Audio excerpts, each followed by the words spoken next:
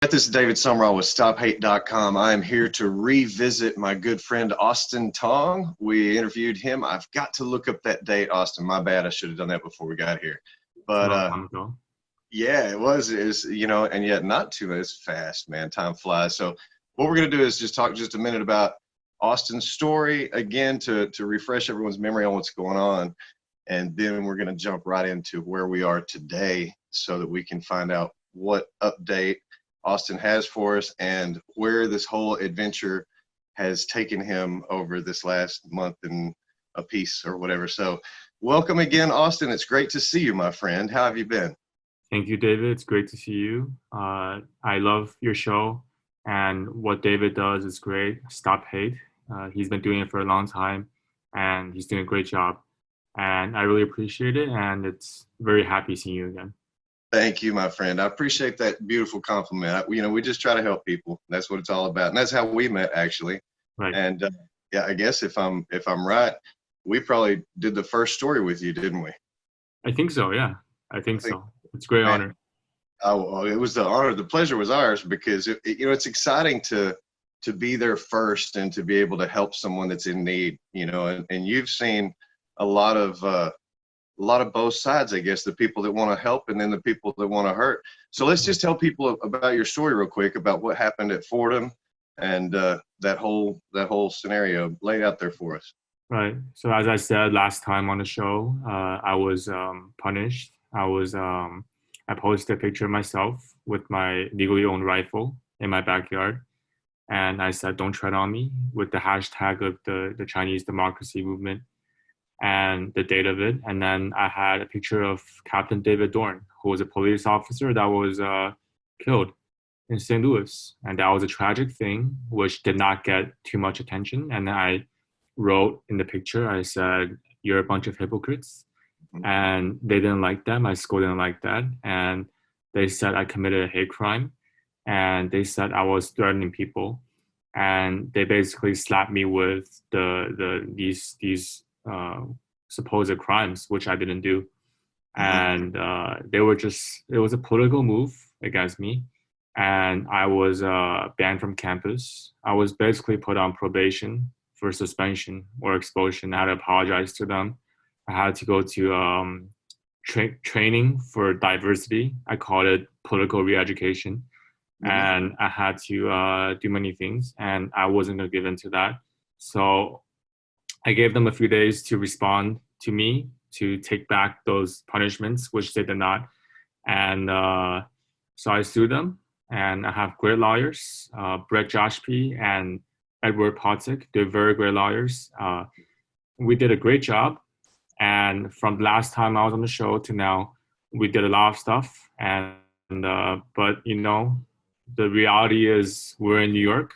It's a great state, but maybe not so much the courts or the politics.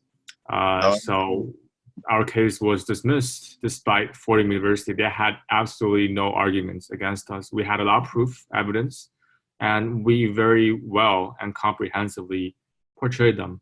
And it didn't work, but that's right now. But we're going to appeal. We're going to do a lot of things, and this is just the beginning. So how does that work? I mean, when you have, does it go up to a Supreme Court level? How do you continue on that fight with the appeal process? Right. So right now, before when we sue to the New York Supreme Court, and next we do the appellate, and it'll be a panel of 5 judges who will decide if you make sense. And we're not sure what's going to happen, but this happened very recently to dismiss. So we're still really formulating what we're going to do. But It's definitely not fair, David. Not fair at all. No, it's not. And that's one of the things that drew me to this story. I mean, if you can't have a picture of yourself in your own backyard with your own firearm saying, don't tread on me, that's our rights. First Amendment, Second Amendment. That's what is painstaking for me to understand how the court can throw something like it's a legitimate suit. There's legitimate circumstances. Y'all did everything right.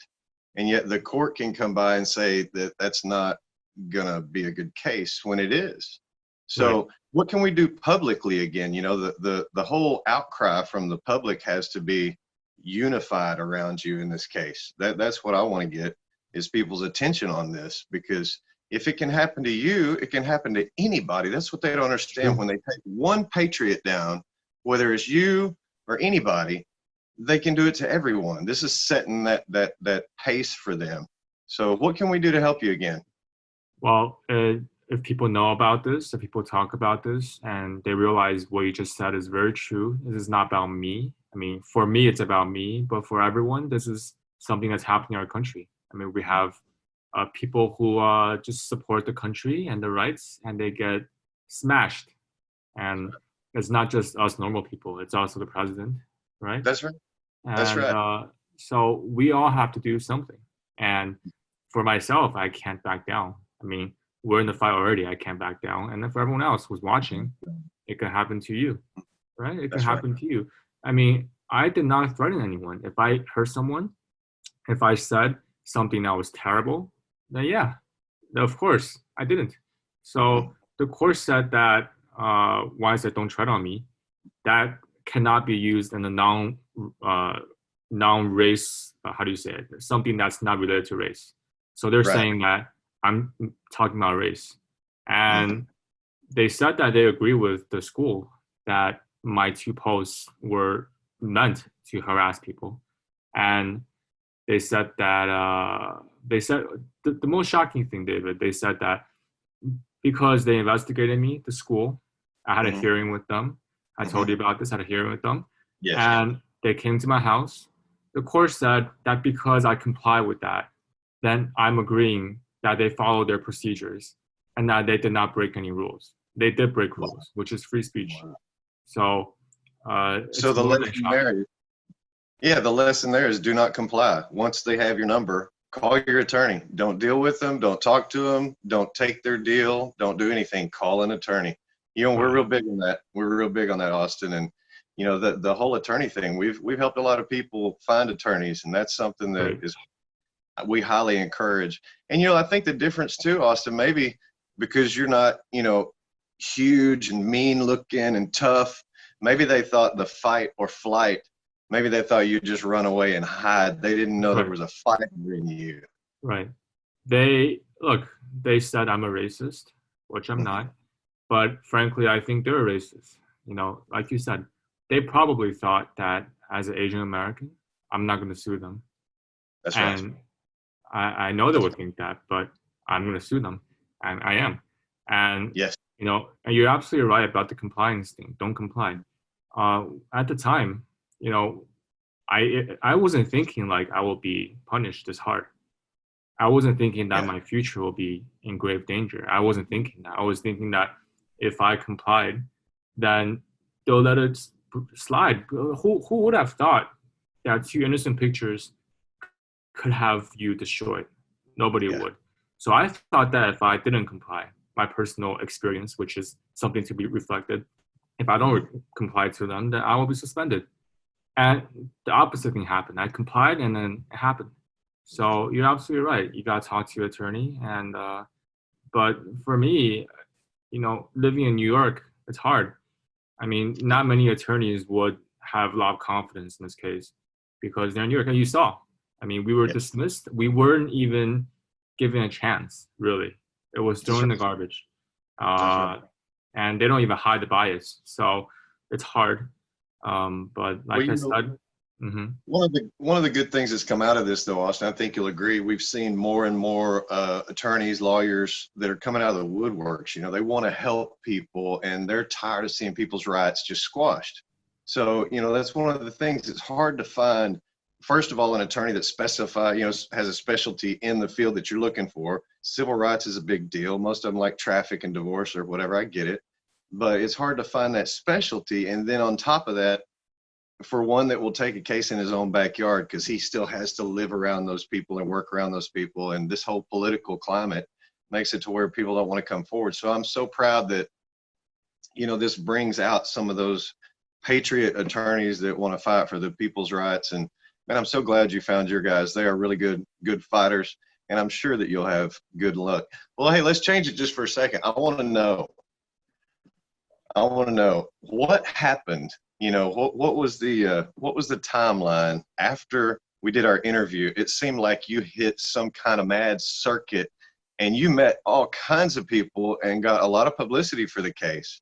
And so I want to kind of know, tell us some of the places you went, and who some of your favorite people you got to meet and talk to were. That's an interesting question, but one of the very first people was you, and I really appreciate that. And you say that, but everything started very small, and we started small, but it went big, and I appreciate that, David. And from when we met to now, it was difficult because it was not like what people think that it just spiraled. No, you had to talk to people. I called, I emailed, and it was hard. And eventually, people started knowing about this, like some newspapers, like Campus Reform, and we had the National Rifles Association, and like one by one, they came to me, and it just built up. And it's not about me because people are not, they're not like, wow, Austin is so beautiful. They're saying that this is a terrible thing, and It's they the don't like what publicity for happened. the case. That's right. It's the case needs it though. You got to Right. do it. Right. Yeah. And it's bad to say, but people might have been waiting for a case like this, especially students, because I'm sure when you were a student, David, it wasn't this bad. No. Right. And but in classrooms now, it, it's scary. And I mean that. It's scary. And you can't say what you think, or else you get called the worst kind of labels. And then now you have institutions doing that, and which happened to me. But Mm. I've met, well, it's COVID-19, so I met virtually. I talked to Charlie Kirk, who's Wow. the speaker of the Turning Point USA, Yeah. and I went on Fox News. Mm. As a 21-year-old, that's pretty impressive. I That's mean, nice. That's it's really great. nice, and I Yeah. don't mean it in a show-off manner. I mean No, it as a great experience. absolutely. But it was, aside from the damage done, Yeah. there was a lot of exciting things that happened Well, and that's because something I think people don't understand. It's not about celebrity, it's about trauma, and it's about recovery, and it's about, repairing and recovering. And, meeting all these people is really great, but it only really serves to encourage you. And, it's one of those situations where you're going through so much, you don't really, it's not like you're on vacation and you're going to get to meet celebrities and get autographs and stuff. You're there to work, you're there to push your mission, you're there to get your case out there, and they're there to grill you and get details. And right, that's kind of why I like knowing you, because people need to know, because I see a lot of that, because I do keep up with you. We have stayed in touch. That's right, the difference, I think, about Austin that people need to know. He's real, and he's not after celebrity. Listen, I'm a little guy, a little fish in a big pond, and we talked and we did our thing, and that was good. We could help, but we've stayed in touch, and that's the difference. That's a real connection with a real person, and I consider you a real friend, man. And I appreciate the fact that we can talk again. I know you were kind of squelched by the attorneys there for a little while, but now maybe we can get more attention on this and let people know what's going on, and to keep their eyes open for the next case like this, because it's not going to be the last one. right, right. You're absolutely right, and you are my friend, David. And the last thing I would want you or anyone to think is I'm like all the way up there or something. I'm the Right. same person, but as the case went on, in the beginning when I talked to you, I could say whatever I want. My mouth could be so open. But That's right. as it went on, I had to be more careful Mhm. because the case was getting more intense, and it was back and forth in the legal system. So I Mhm. had to be more careful, and now I have to be even more careful because I'm in the middle of it. I don't know how far this will go. We're looking at different options, but Mhm. we're looking at different ways, Yeah. and the main point is to win. And beyond myself, and I've kept saying this is about this country. That's right. And I can say this, the judge and the court that determined what happened to me, Mhm. that just shows how important the Supreme Court is and the court system is in this country. And the attorneys, like you said, we Mhm. need the legal system to be fair. That's And right. I'm not saying that in like fear for me. I mean that for everyone. And people who think very differently from me or you, they need to be protected too. So we're helping everyone with this. You know, that's a beautiful statement. I think people need to really appreciate that for what it is. That means that even though someone may not agree, or even though it's radical, or even though it's borderline crazy at times, or whatever. I mean, that's what we really, that's the whole free speech thing, man. And that's so important. So I appreciate you really addressing that, because so many people, I don't think, understand how this trickles over into their life. You know, it's just something on TV, or it's a story that they can click on, and they can watch it, and they can criticize. They're quick to criticize and say, oh, you're in it for the fame, or whatever, when we know better. We know better. And I don't see a lot of people that are willing to take the action like you have, and to take a stand for their rights on behalf of everyone. And that's why I appreciate what you do. It is a struggle. It is a fight. It is not easy, and it's taxing. So I know emotionally it's draining. And, we've been in a lot of these situations where you're so invested, it takes your energy, your whole life, to do these things. And so I wish you the best, man. I really hope that the Supreme Court takes it up there, and that they say you have a really good case, because Fordham needs to understand. See, it's the bully thing, and they do that to whoever they can do it. If they get away with it, they do it more, and it's gotten worse and worse and worse. So the more that we can raise awareness that our children are fighting these battles on campus without us, that we don't know about it, that they're not willing to fight because they don't think that they have our support in that setting or whatever. I want them to know we're there. We want to help. We need to know. People can send in stuff to stophate.com, on the website, if it's stories or whatever. And we try to get, attention for these things. We have friends all in the media, as you can tell. We try to help people as much as we possibly can. And so that's just something that, I appreciate you trying to organize people. I know there's a lot with your whole movement that people aren't aware of, because it's the behind the scenes stuff, and it's very important. But man, best of luck to you, Austin. When are we going to do this again? This is what I want to know. Whatever you want, whatever you want. Well, when is your next case? When do you find out about the New York Supreme Court? Well, they dismissed the case. But first of all, what you said was very touching, David. And I like when you said the children are fighting and the parents have to be there. You're absolutely right. I don't think my parents knew very much what was going on in the college campuses. I mean, they hear the news, but it's different when it happens to you. So that's very touching. I was touched, and I'm still touched. But right now we're dismissed, and the appeal process takes a while. Okay. There's a lot of legal things. I'm not a lawyer, but there's a lot of legal things, and there's a lot of planning, because you don't want to lose again. We didn't lose, but we don't want to lose. I mean, we're in it to win. And yeah, I do hope the Supreme Court can take this. I'm not sure how that works, but this is definitely something that impacts things. But it's going to take a while, and it's not going to be like very brief. This decision by the court was way too fast. So that was very biased. It's political, completely political. That's right. So we're prepared for the same situation again when we're appealing, but we're going to see what options we have. Well, I'm so glad that they picked on a fighter and not somebody that just lay down, because they've got a fight on their hands, and that's what we need. So, congratulations to you for getting through round one. It's not the outcome you wanted, but you're still in the fight. That's the thing. You can't ever give up. And if you can't do anything else, you got to stand. Isn't that what we learned? Stand. Right. Don't go backwards. Just stand until you can lean forward and keep moving again. So we're here behind you to help support you in that, Austin, however we can. I appreciate your friendship, man. I appreciate the ability to have a little conversation like this. And now I'll go and push it all over the place and let people know what's going on with your situation, where you are. And we'll definitely stay in touch, see what's going on. Thank you, David. I really appreciate it, as usual. Absolutely, man. Listen, from stophate.com, David Sumrall with AustinTong, and he's got a great case. I look forward to seeing what happens here in the near future. And everybody go check him out. Where can they find you on all your social media, Austin? Well, my Instagram is Comrade Meow. It's Comrade Meow. interesting name.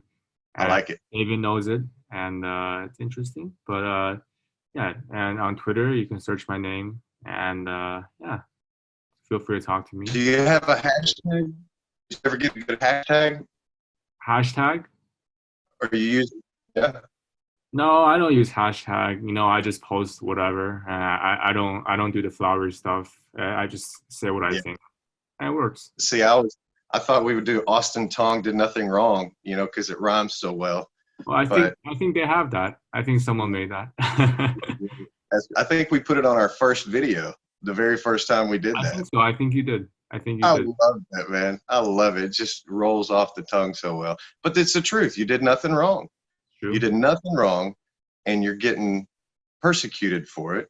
So Right. you've been kicked out of school. You've had to go to court. You're having to go through all this. It could take years. Probably And will. you're lucky you have some really awesome attorneys that want to fight for you. So Right. God bless you, attorneys, and God bless you, my friend. And I hope to talk to you really soon again. Same to you. I appreciate it.